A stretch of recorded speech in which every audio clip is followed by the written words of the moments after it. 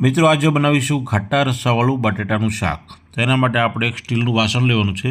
એમાં 1 ચમચો તેલ એડ કરવાનું છે અને ત્યારબાદ અડધી ચમચી રાઈ, અડધી ચમચી જીરું અને ચપટી હિંગ એડ કરવાની છે. બાફેલા 300 ગ્રામ જેટલા બટાટાને એડ કર્યા છે અને હવે એને બરાબર હલાવી લઈશું. હવે સૂકા મસાલા એડ કરવાના છે. તો એના માટે હળદર, ધાણા જીરું પાવડર અને લાલ મરચું પાવડર આપણા સ્વાદ મુજબ, આપણા ટેસ્ટ મુજબ એડ કરવાનું છે. લાલ મરચું થોડું વધારે એડ કરશો તો થોડું તીખું ને સરસ મજાનું શાક બનશે. હવે એક ટમેટાને પણ સમારીને એડ કરી દીધું છે અને ત્યારબાદ આપણે સેંધા નમક એડ કર્યું છે. તમે કોઈ પણ નમકનો ઉપયોગ કરી શકો છો.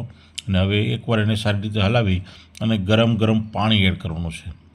ગેસની ફ્લેમ હાઈ રાખવાની છે અને હવે થોડી ખાંડ એડ કરી છે અને ત્યારબાદ કરી પત્તા એડ કર્યા છે. કરી પત્તા લાસ્ટમાં એટલા માટે એડ કર્યા છે કે એની ફ્લેવર ખૂબ સરસ આવે અને એનો કલર જળવાઈ રહે.